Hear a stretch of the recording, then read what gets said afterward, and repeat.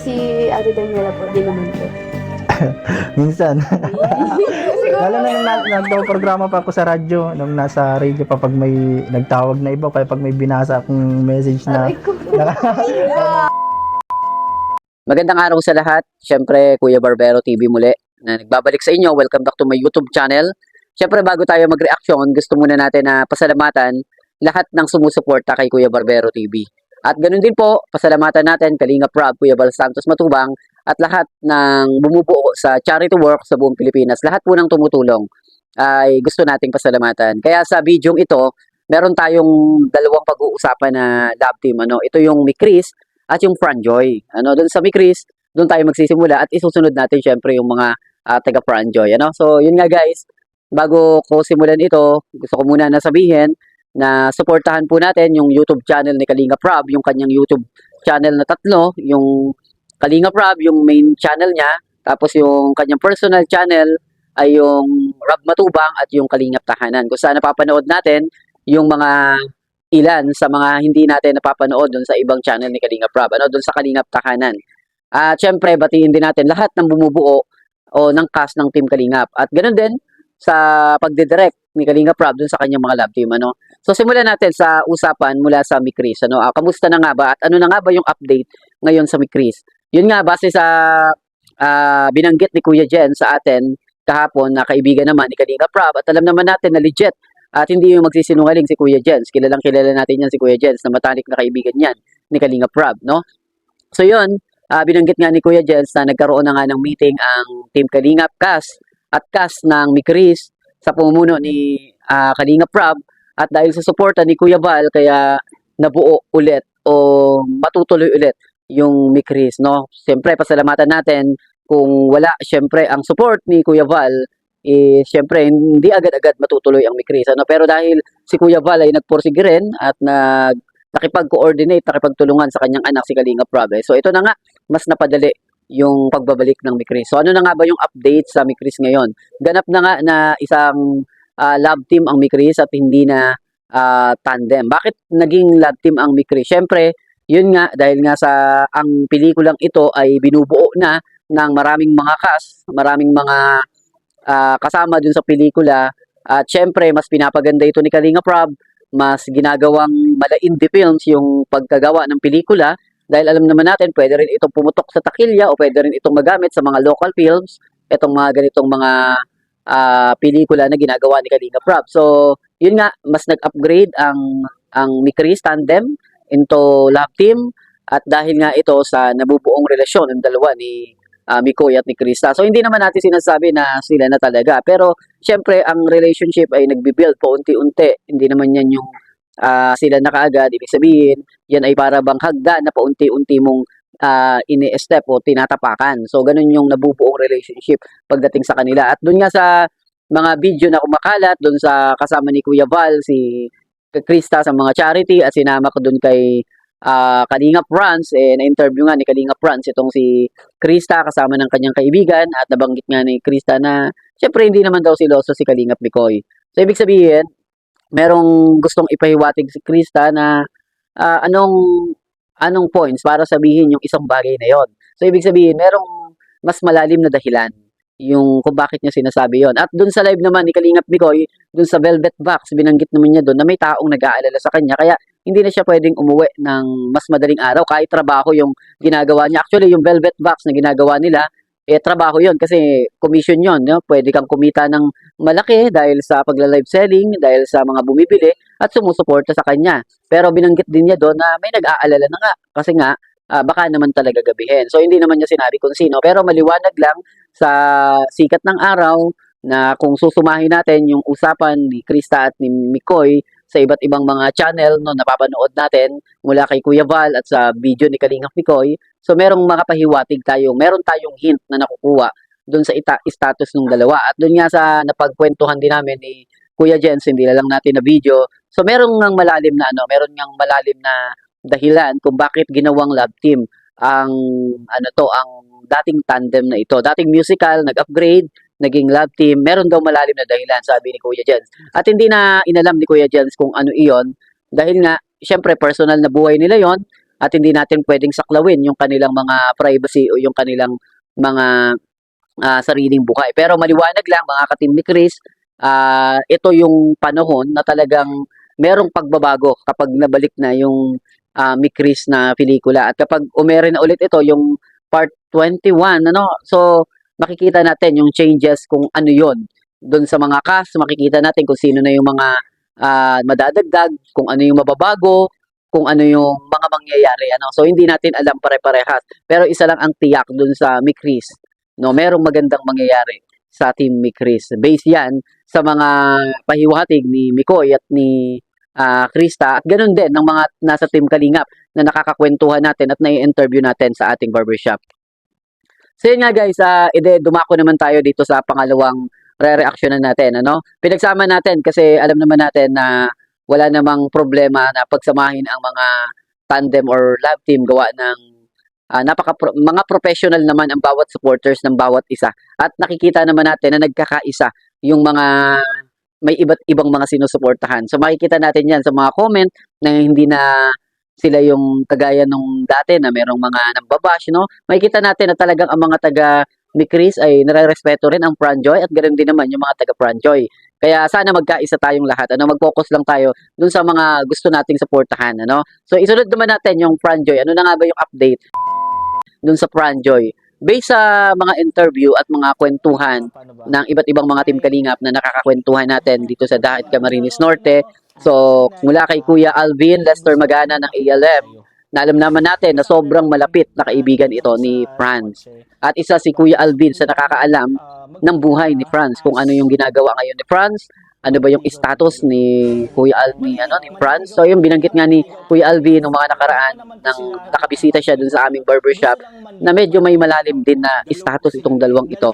Although ayaw aminin kay Kuya Alvin ni Franz, pero nararamdaman naman ni Kuya Alvin na na talagang merong lihim na itinatago itong dalawang ito. At yun nga, based din kay Kuya Alvin, na nabanggit din niya, napanood nyo rin naman, iba pa yung nakapagkwentuhan namin ni Kuya Alvin personal, So nabanggit naman ni Kuya Alvin ito doon sa video namin na ginawa nung mga nakaraang mga araw na ang Franjoy talaga, totally, nagkikita talaga sila sa SM o sa kahit na anong establishment. So magtataka kayo guys kung bakit marami yung mga nakakapansin at marami yung mga nakakaalam. Kahit hindi alam ito ng Franjoy, hindi nila alam na may mga nakakapansin sa kanila. Kasi, ang nangyayari pala guys, merong mga ilan na mga Team Kalingap na hindi masyadong, siguro, baka hindi masyadong familiar si Franz, o kaya merong ilang mga supporters, mga viewer supporters na mga taga dito sa Bicol, na nanonood din sa pelikula ng Franjoy, ang nakakakita sa kanila sa SM na hindi lang sila malapitan at hindi lang sila mapicturan. Kaya nga sabi ni Kuya Alvin, maraming mga kaibigan related sa ALM, sa iba't ibang mga Team Kalingap, na mga hindi nagbablog, na mga nakakapansin dun sa Franjoy na magkasama, madalas sa SM or nanonood ng pelikula, ng movie. Yun din yung sinabi ni Kalingap JJ na merong ilan sa mga kaibigan nila or ng mga kaibigan ng mga kaibigan nila na nakakapagkwento, may kinalaman doon sa Franjoy, Pero bago yun guys, panoorin natin yung isang maikling video ng Franjoy. Ito yung interview ng magulang ni Joy na talagang meron ng malalim na dahilan para pag-isipan natin na merong magandang mangyayari sa Franjoy. Panoorin muna natin yung video ito tapos reactionan ulit natin. Naman liligaw po kay Joy. So ito na si Nanay Imelda. So ito na po. Pasabog pa. Ang pampalubag-loob may pampalubag-loob pa. Ito po ay next na Nay na gustong manligaw po kay Joy. Isa din po ito same po nung sa kanya. Nalaman lang po niya na pupunta po kami sa iyo para kamustahin ka. And siguro ina-expect na din po niya na nandito si Joy. Gusto makita. Sige, pakilala. Sino ba to? Pakilala natin guys. Next. Uy!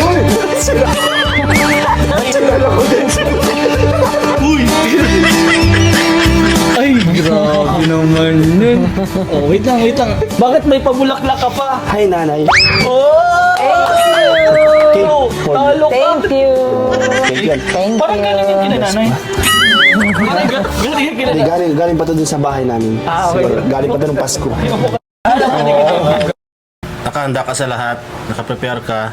Kahit may mga bagay kasing biglaan dumarating na Medyo mahirap pero alam mo sa sarili mo nakakayanin. Kakayanin.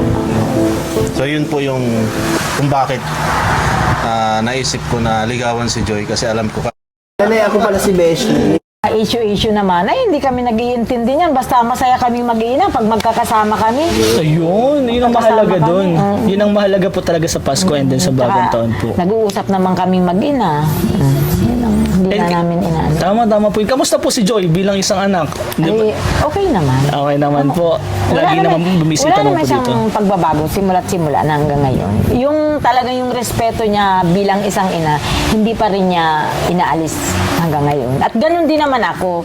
Kung ano man yung maging desisyon niya, nire-respeto ko din siya. Yun yung mahalaga doon. Parang, Parang kumbaga sa ano, para lang kaming mag-ina na, parang sabi ko na, para tayong magkaibigan. Sabi ko sa kanya, kung ano yung problema mo, sabihin mo sa akin. Kung may hindi man ako nakikita sa iyo na hindi ko gusto, di sasabihin ko naman sa iyo. uy, ganda. Ang Ganun ganda ng kami ganun. Ang mag-ina. ganda. Ang ganda mag-ina. And alam ko naman po si Joy po is open naman po yan sa'yo. And hindi po ni Joy sisirain yung tiwala mo. Ay. Lalo na po sisirain yung tiwala ng Team Kalingap. Alam ko Ay, po, hindi. napaka-solid ni Joy Diwata sa Team Kalingap. Yan ang parati namin pinag-uusapan. Ayun. And ngayon naman po, New Year, it's 2026. Ano naman po ang New Year resolution mo po? 'Di ba nung mga nakaraan po, yung mga nakikita mo po na dapat nitong 2025 ginawa ko na para maging okay ganyan. Ano po yung mga New Year's resolution mo po?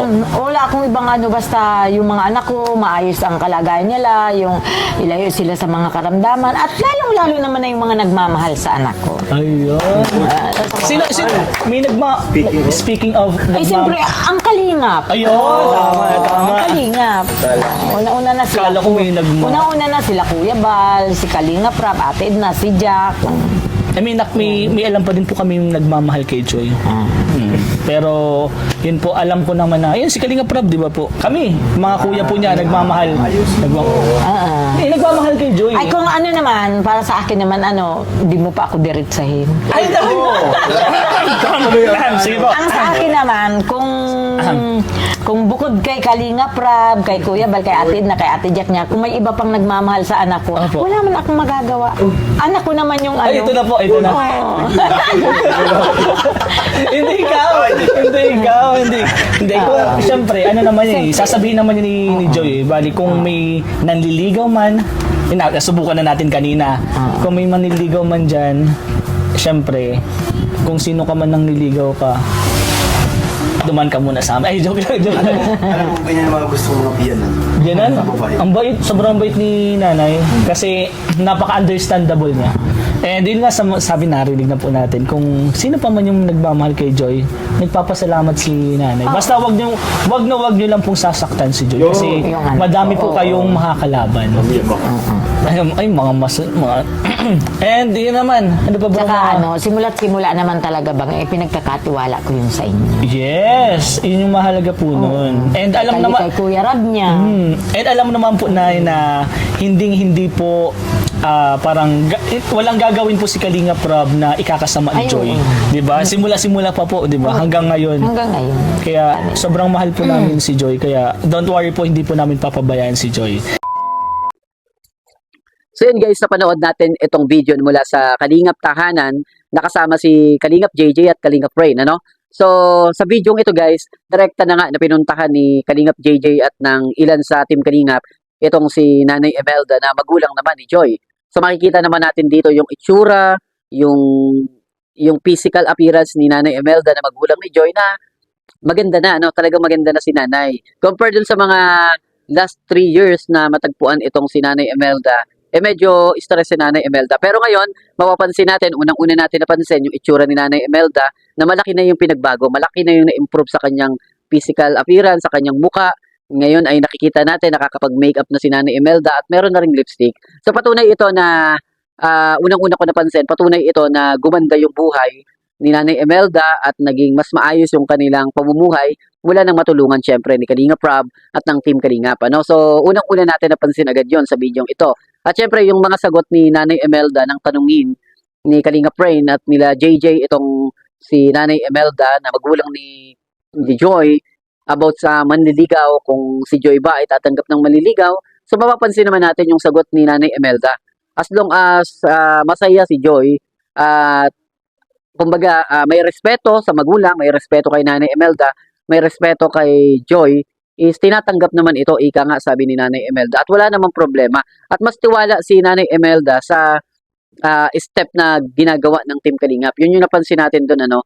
Napansin din natin yung support ni Nanay Imelda pagdating sa Team Kalingap. Pinasalamatan niya dito si Kuya Val, si Kalingap Rob, si Ma'am Jack, at sila Ate Edna, no. So, mapapansin natin dito na talagang si Nanay Imelda, sa kabila ng mga pambabash, sa kabila ng mga hindi magandang mga komento, hindi niya talaga totally nalimutan ang Team Kalingap. So, maliwanag pa sa sikat ng araw na si Nanay Imelda talaga ay buo ang tiwala pagdating sa Team Kalingap, no? Noong mga nakaraan lang kasi, syempre, hindi naman maiwasan na kapag ka nai-stress, ano ginagawa? Napapagod. Ganon yung ginawa ni Nanay Imelda. Kaya sa bidyong ito, sa interview ni Kalingap Rain kay Nanay Imelda, so napansin natin yung mga sagot niya may kinalaman sa pag-ere ng love team or ng pagtanggap ni Joy ng manliligaw. Napansin natin doon na as long as masaya si Joy, as long as nire-respeto si Nanay Imelda kasama ang Team Kalingap, walang magiging problema ito. Kaya dito sa bidyong ito, mga ka-Pran Joy, kung kayo po ay supporters ng Pran Joy, maliwanag lang sa sabaw,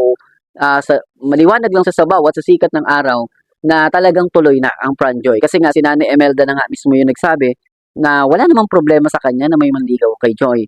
At kung merong magmamahal daw kay Joy, is madadagdag ito sa pamilya nila. No, para magkaganon yung sinasabi ni Nanay Imelda. At alam naman natin kung sino na yung tinutukoy na yun ni Nanay Imelda. Kaya nga, sa itsura ni Nanay Imelda, parang proud pa siya na merong nagkakagusto at nanliligaw kay Joy.